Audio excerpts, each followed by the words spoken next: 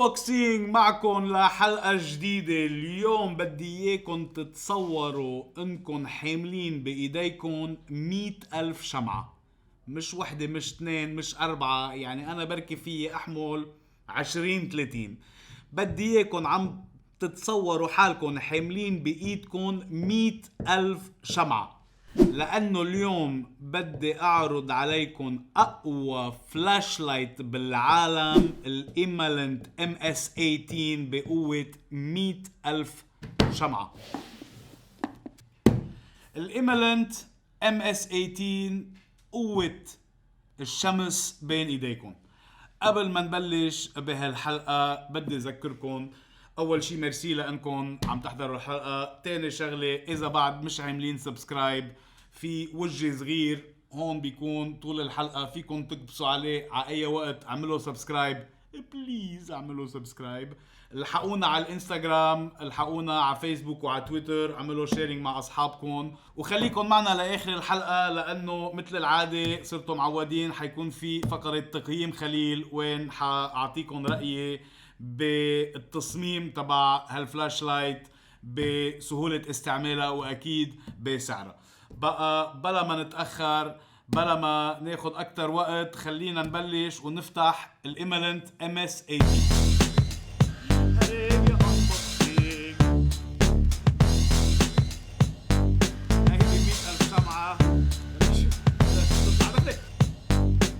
ايمالنت MS-18 تيم ذا صن، قوة الشمس من بين ايديكم. يعني ما بعرف اذا بتتصوروا قد ايه 100,000 شمعة، بس هلا بعد شوي اكيد حنعمل لها تيست برات الاستوديو وحتقدروا تشوفوا عن شو عم نحكي. خلينا بالاول نفرجيكم عنا. نفتح العلبة ونشوف ونشوف اكيد منا صغيرة هيدي اللمبة، وخلينا نشوف شو في موجود بالعلبة قبل ما نقدر نحطها على جنب. هيدي الانستركشن مانيول، عنا الشارجر، عنا رينجز زيادة، وبيجي معها هولدر لانه اكيد لكم انه خفيفة، منا كتير خفيفة. بقى هيدي بيكون فظيع اذا واحد بده يحملها على وقت طويل. غير شي بالعلبة ما في شي، بس علبة حلوة يعني وفيها مسكة من فوق، يعني هينة اذا واحد بده ينقل اللمبة بيحملها بهالعلبة اللي هي حنحطها على جنب هلا. يعني شو هالفلاش لايت.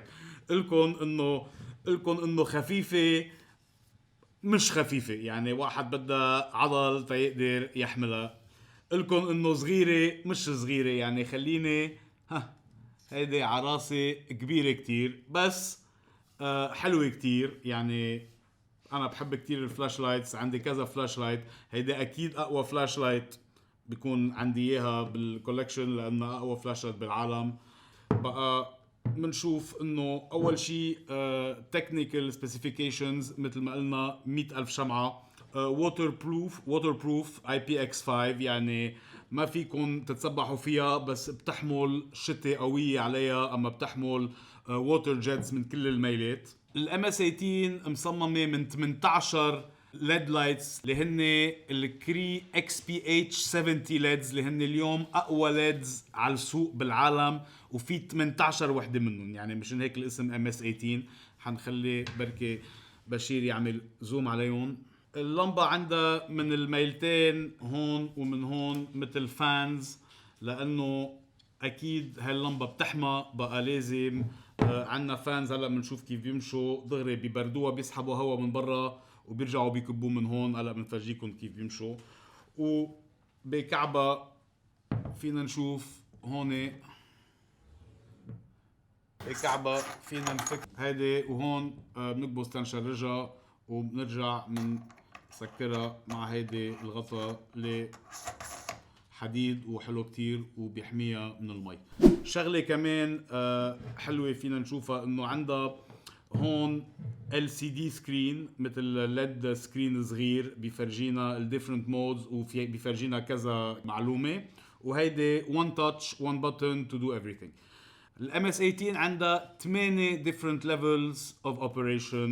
واحد بيعمل سايكلينج، بيكبس الزر كل ما يكبسه كبسه بيعمل سايكلينج. وخليني ازيد انه في كمان مود ستروب، اللي هو بتعرفوا ستروب يعني بصير يضوي ويطفي بسرعه كتير، وهيدا كتير يوسفل اذا واحد بده يأشر لحدا.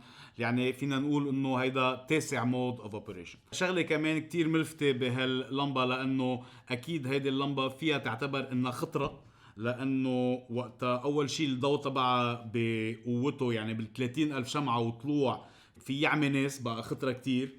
واكيد اذا واحد عنده اولاد بالبيت ما وبتحمى كتير ما في يخليه يلعب فيهم. بقى في عندها مود اللي هو مود السيف مود.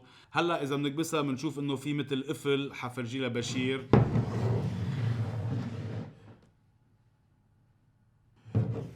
وهيدا القفل اذا بنكبس لازم نكبس الكبسه 5 مرات تيفك القفل، يعني صارت الفلاش لايت اوبريشن. واكيد تنرجع نقفله نرجع نكبس 5 كبسات.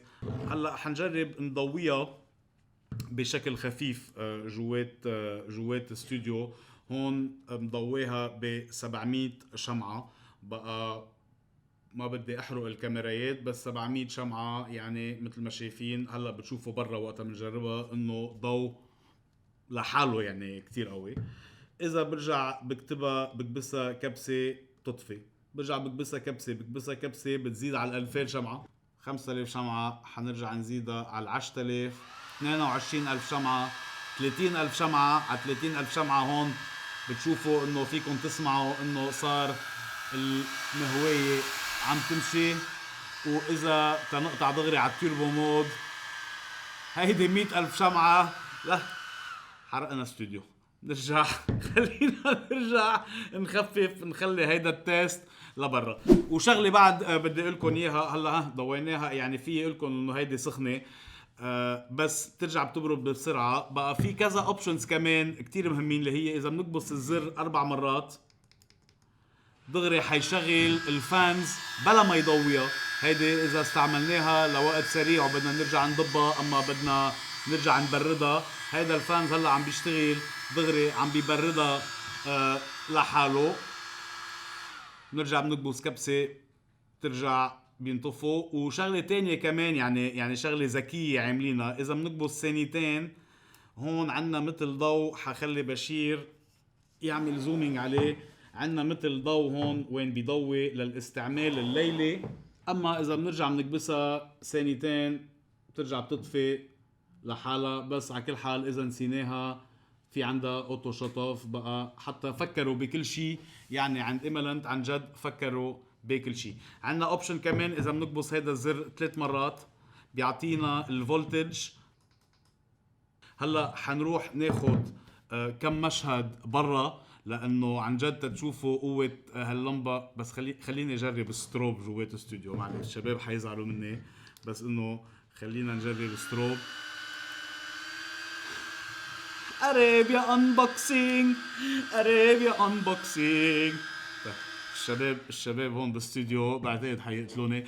خلينا نروح هلا ناخد نصور شوي برا نفرجيكم ونعملكم كم تيست على قوة هاللمبة اللي هي اقوى فلاش لايت بالعالم، الايميلنت ام اس 18، ونقارنها بضوء سيارة بكذا شغلة. قوموا تفضلوا معنا، خلينا نروح نعمل كم تيست.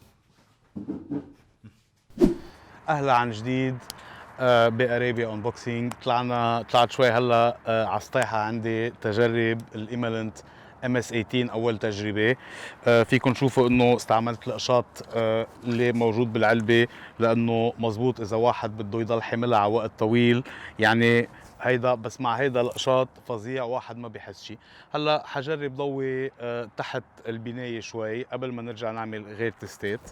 حبلش باخف مود وارجع زيدهم واحد ورا الثاني توصل على اقوى مود، وانتو بتشوفوا الفرق. بقى مثل ما قلنا 5 كبسات فكيت السيفتي، وهيدي 700 شمعة. فيكم تشوفوا ديجا يعني اوريدي على 700 شمعة عم بيضوي بشكلها تفيتو. وهيدا اخف ليفل عنده، يعني اخف ليفل عنده اقوى من اكترية اللمبات اللي انا شايفهم. هلا حاعمل سايكلينج ثرو ال 8 مودز. بقى هلا 2000 5000 10000 شمعة. صرتوا شايفين انه صار مبين كل الوادي. 22000 شمعة بلش يمشي الفان تبعه. 30000 شمعة و100,000 شمعة. يعني فيكم تشوفوا انه ما فينا نطول كتير مع هيدا السيتنج تما نزعج. شايفين كل الوادي. وهلا خليكم معنا تننزل نعمل كم تيست على الطريق تفرجيكم كيف واحد بيتمشى معها، وكيف انا برأيي حتى ال 700 شمعة بكفوا واحد يشوف كتير منيح. وتنعمل كم كومباريسون مع ضوء سيارة تتشوفوا عن جد قوة هالإيميلنت MS-18. مشوا معنا. هون فينا نشوف انه حتى مع ال 700 لومنز اللي هو اوتا سيتنجز بكفي تنتمشى برا، واكيد اذا بنقويها الضوء بيكون اقوى بكتير وتقريبا بيعمينا نحن عن قريب. هون بنشوف ضوء السيارة واطي عالي واطي عالي، وعن بعيد وقت بضوي انا اللمبة يعني ما ببين ضوء السيارة قدامها. وعن جديد هون السيارة عندها الضوء العالي يعني مع الضوء تبعي كأنه السيارة مش موجودة. هون نحن وعم نقزدر شوي ضوينا مع الضوء من الشباك، ومنشوف انه بيضوي اكتر بكتير من ضوء السيارة. وهون هون نلتقى بالشباب ومنضوي عليهم شوي، ودغري منشوفهم عميناهم وما قدروا ما بقدروا يمشوا. يعني اكيد دائما بدنا ننتبه، هيدا الضوء خطر برضو. يعني عن جد عن جد صلينا كتير. لازم لكم شغله، انه هيدا الفلاش لايت فيه يعتبر يعني واحد لازم ينتبه، لانه اول شيء في يكون يعني خطر اذا واحد حطه بقوه يعني 30,000 شمعه واكثر بعيون حدا بوجه حدا، يعني حيعميه. هلا واحد في اكيد يستعمله كدفاع عن النفس، لانه اذا زي حدا صوبك اما شو ما كان هيك واحد تفوقه 100,000 شمعه، يعني خلص عميته ومش الحال. اما اذا سايقين بالسياره طلعناه برات السياره تنضوي على السياره جاي صوبنا، يعني هيدي اقوى من اقوى ضوء سياره حتعمل اللي جاي مقابلك حيعمل حادث. بقى اعمله معروف، اذا حدا قرر يجيب هالضوء انتبهوا، لانه هيدا الضوء خطر. خلينا نقطع على فقره تقييم خليل اعطيكم رايي بهالإيميلنت MSA.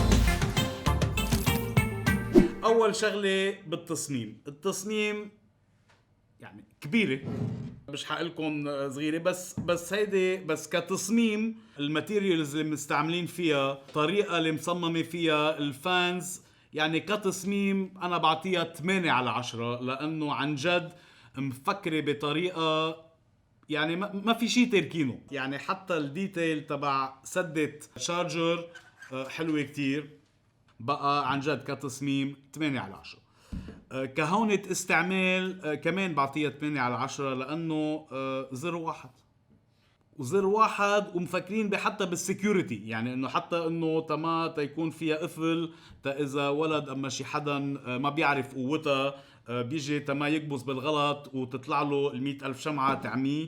يعني هيني كتير الاستعمال. الشغله الوحيده اللي واحد لازم يتذكرها هو انه شو بتعمل الكبسه، شو بتعمل الكبستين، شو بتعمل 3 كبسات وبس.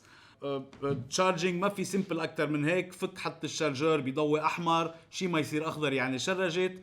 زر واحد يعني كمان بسهولة الاستعمال بعطيها 8/10. واخر تقييم اللي هو اكيد كلنا عم نفكر فيه هو تقييمي بسعرها. منا رخيصة هيدي، مش فلاش لايت لكل الناس، مش فلاش لايت لاستعمال يومي، لانه سعرها $670. هلا خليه اذكركم انه عم نحكي عن اقوى فلاش لايت بالعالم، عم نحكي عن 100,000 شمعة، عم نحكي على برودكت بديزاين وبتفكير ذكي كتير. هلا مثل ما شفنا وقت كنا عم نعمل التستات برا، كمان ال 700 لومنز يعني اللي هي اوطى مود تبعها بتكفي اكثر من الزياده تا واحد يمشي ويشوف قدامه وتضوي يعني، وبتضاين 15 ساعه. يعني اذا واحد بحاله عم بيعمل كامبينج اما بالصحراء اما شو ما كان، بيعرف انه مع هاللمبه عنده 15 ساعه ضوء فوق عن اللزوم. يعني 700 لومنز فظيعه.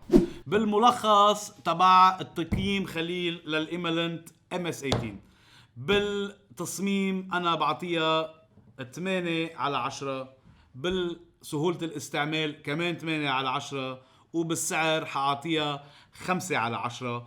خليني أذكركم أنه إذا عجبتكم حطيت لكم اللينك وين فيكم تشتروها على من علي إكسبريس أما من أمازون بالديسكريبشن تبع هيدا الفيديو على اليوتيوب. بقى بتعملوا كليك على اللينك وفيكم توصلوا له. قريبة انبوكسينج خلصت هالحلقة. اعملوا معروف ما تنسوا تعملوا سبسكرايب مثل العادة على هالكبسة. اذا بعد ما عملتوا يعني دايما نعملكم اياها بليز سبسكرايب. وما تنسوا فيكم تلاقونا على الانستغرام على التويتر وعلى الفيسبوك. وبعد بدي اقولك بتعرفوا شو، بعد ما خلصت الحلقة بعد في تيست واحد بدي اعمله باستوديو ما عملته برا، بدي اعمله هون لانه الشباب ما كانوا قبلانين، بس انا حابب حابب اعمله. كبولي جريدة وحقلكن ليه، لانه قوة هاللمبة قد منا قوية. وقتا كنت عم بقلكن انه خطرة انه حتى اذا بتديرها على كرتونة اما على ورقة حتولعها. حدا بيصدق؟ حتولعها.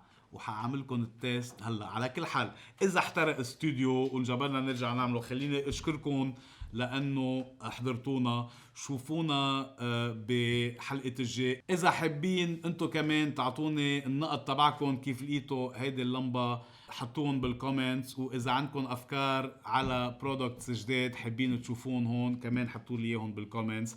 بشكركم، بقولكم لمرة الجاي قبل ما بلش هالتست لانه ما بعرف شو حيصير.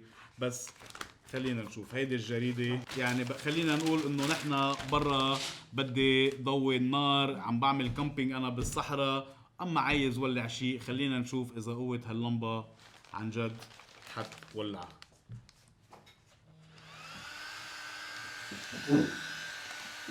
بلشت تطلع دخلي. بس لك ما راح تولع. لك ما راح